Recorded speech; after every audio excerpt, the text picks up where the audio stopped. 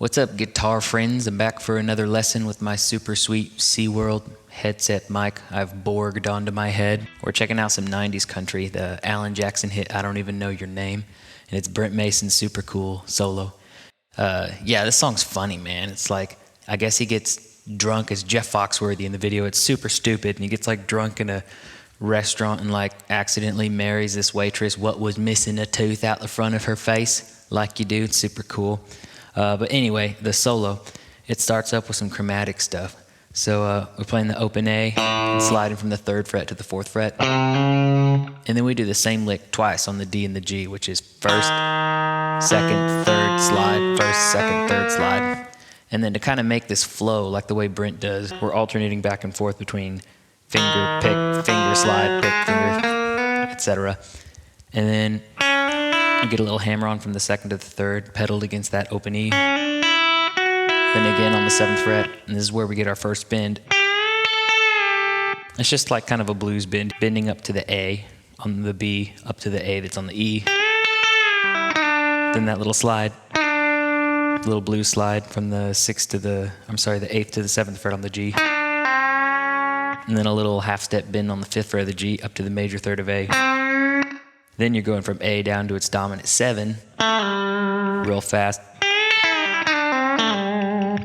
Then you get this next bend, which is real cool. He uses a B bender on this, but you can do it without it. So we're bending, it's kind of like over the 5 chord. It's just steel style bend, a whole step on the 11th fret of the G, then snapping that E up here. Then you're kind of doing a pre-bend with your index finger on the 10th fret, and you're bending that note on the 12th fret of the B down a whole step. Then that little slide, 12th fret to the 11th on the G, down to the 9th. Then you're pedaling against that 11th fret of the D, then sliding that shape down. Then you're pedaling again. So that whole lick, slow.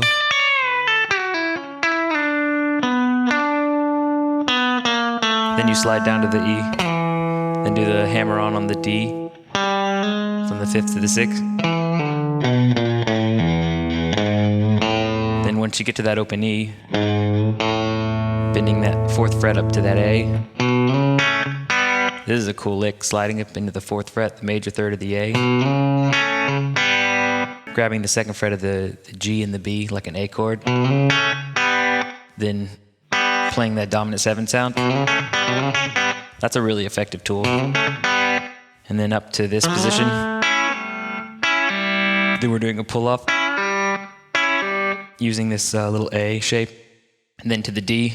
And we're kind of pedaling back and forth between the pick and then a double stop with our middle finger and ring finger. And a ghost note there.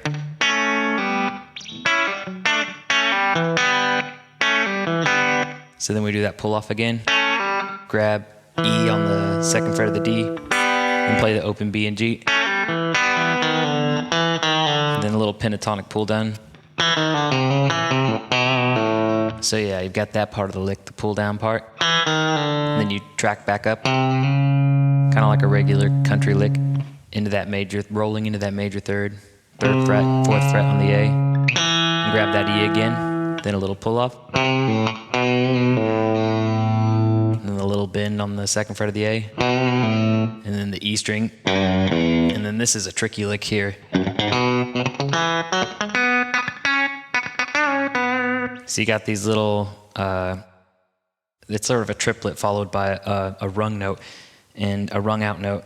And what I'm doing here is going back and forth, middle finger pick as a little triplet. You're just going up the E major pentatonic.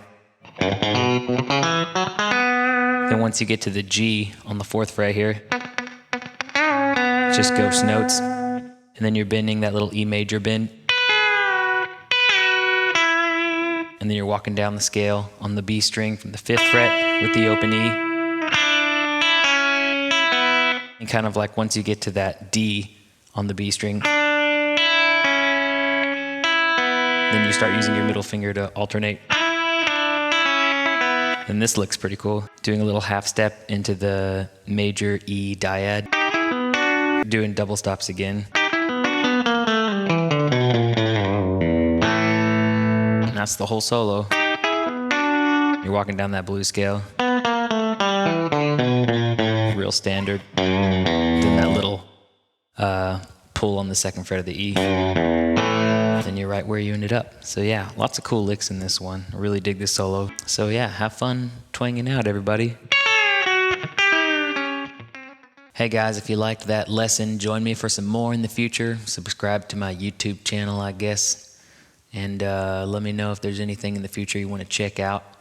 And I will potentially be available for Skype lessons or something of that such sort, perhaps in the future. I don't know. I'll keep you posted. All right. Be swell, my friends, and twang on, man.